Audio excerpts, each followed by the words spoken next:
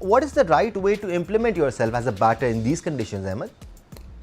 आपको डिपेंड करता है किस सिचुएशन में जा रहे हैं. जिस तरह टॉस की बात हुई, उसके बाद पहला 1.5 घंटा आइडियल जो थी सिचुएशन थी, वहाँ सही हमारे बात है. ओपनर्स ने यूटिलाइज किया. ठीक है. उसके बाद जैसे ही हमारे ओपनर्स आउट हुए, आप देखें कोलैप्स हुआ.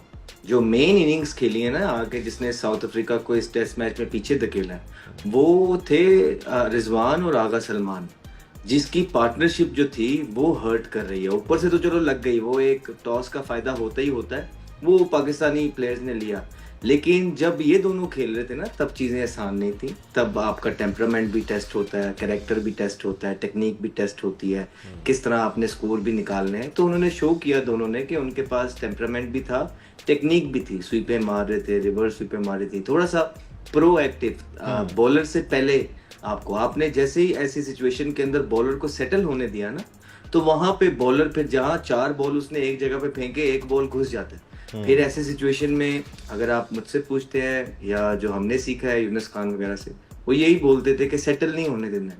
एक बॉल पे आपने फीट यूज कर लिए, चाहे रोक ही लो. फिर आपने जैसे ही ऑफ स्टंप के बाहर बॉल नजर आया, आपने स्वीप मार दी. ठीक है. तो कई और फिर बैक फुट पे आपका पूरा जाना जरूरी होता है, फ्रंट फुट पे भी पूरा जाना जरूरी होता है. बॉल को कोई आपने रूम नहीं देना होता कि वो कुछ एक्स्ट्रा विगेंजा चीज करे. तो ये एक चीज तरीका है जिस तरह खेला जा सकता है. और आप देखें कि वो 2 बंदों के अगर स्कोर निकालें सारे मुश्किल टाइम के ऊपर, तो साउथ अफ्रीका खेला है. ठीक. और साउथ अफ्रीका ने जो सेंचुरी भी की है और जो स्कोर कोलैप्स हो गए, वो अलग ही रहे. हमारे बॉलर ने, नुमान ने बड़ी जबरदस्त बॉलिंग की है, लेकिन वो बहुत जबरदस्त खेले हैं. और जैसे ही देखें कि हमारी बारी आई है टर्निंग सिचुएशन के अंदर, हमारे बल्लेबाज 150 पे आउट हो गए.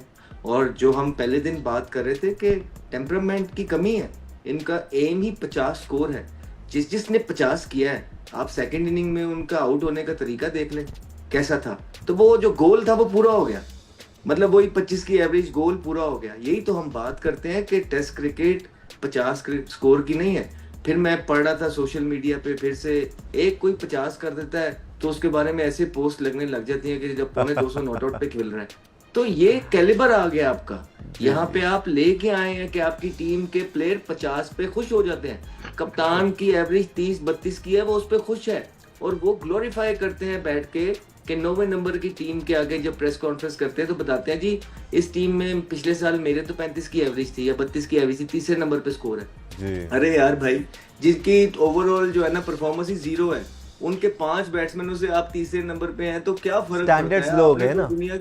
आपने तो दुनिया के नंबर 1 से जो है ना आपने 50 की एवरेज करनी है, आपने तो वहां को लेके जाना है. फिर आप देखते हैं ना कि ये गलत मतलब शॉटें देखने को मिलती हैं, वो इसलिए कि शान मसूद का डिफेंस तगड़ा नहीं है. शान मसूद रोक के स्पिनर को स्पेशली नहीं खेल सकते, तो उन्होंने एक टेम्पलेट सेट किया हुआ है, वो खुद भी ऐसे ही आउट होते हैं. तो जब कप्तान खुद ही एक तरीके से आउट होता है, वो दूसरों को कुछ नहीं कह सकता. वो टीम के अंदर यही एटमॉस्फेयर बना के रखता है कि हाँ ठीक है, रन्स के लिए जाना है. वेयर एज हमें ये सिखाया गया था कि रन्स के लिए जाते हुए भी आपने अपने विकेट की वैल्यू रखनी है.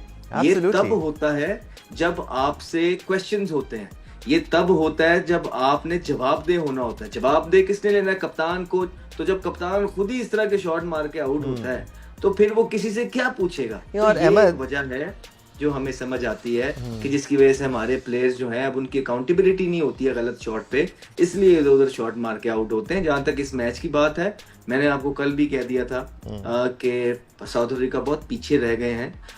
इवन दो पाकिस्तान बहुत गंदा खेला दूसरी इनिंग के अंदर, बाबर आजम ने 42 स्कोर किए, उनके अलावा कोई भी नजर नहीं आया कि किसी ने कोई कोई ग्रिट सी इनिंग शो की है, थोड़ा सा टेम्परामेंट शो किया हो, वहां पे फंसने की सोची हो.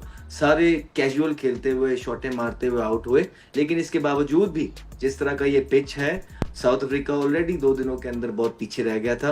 अब एक ही तरीका है जिससे साउथ अफ्रीका जीत सकता है, वो ये नहीं है कि साउथ अफ्रीका अच्छा खेले, वो ये है कि पाकिस्तान बहुत बुरा खेल जाए. नहीं, और ये इस पिच पर बुरी बॉलिंग कराना भी थोड़ा सा मुश्किल है, बिकॉज आपको सही जगह पर बॉल ड्रॉप करने की ज़रूरत है. ओवरऑल अहमद क्रिकेट की बात कर रहे थे, हमारे क्रिकेटर्स की बात कर रहे थे, बहुत रिलेटेबल बात है.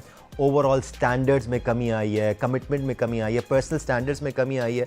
हम हार के आए एशिया कप से और सेलिब्रेशंस हो रही हैं इधर, और छोटी छोटी एक एक दो दो छक्कों को सेलिब्रेट किया जा रहा है। उधर जो टीम जीती है उनके क्रिकेटर्स अब डोमेस्टिक भी खेल रहे हैं और इंडिया ए साइड से भी खेल रहे हैं। सो अगेन बहुत फ़र्क आ गया है। हम शिकस्त के बावजूद सेलिब्रेशंस कर रहे हैं। सो थोड़ा सा और स्टैंडर्ड्स रेस करने की ज़रूरत है। ओवरऑल हैविंग सेड दैट, इस टेस्ट मैच में पाकिस्तान की पोजीशन अभी बड़ी तगड़ी है और पाकिस्तान जी तरफ ही गामजन नज़र आ रहा है। लतीफ़ साहब, अहमद शहजाद साहब, सिकंदर बख्श साहब, आप तीनों का बहुत शुक्रिया। मुख्तसर वक्त के लिए ही सही आपने हमें ज्वाइन किया और अपनी विजडम हमारे साथ शेयर किया। आज के लिए इतना ही।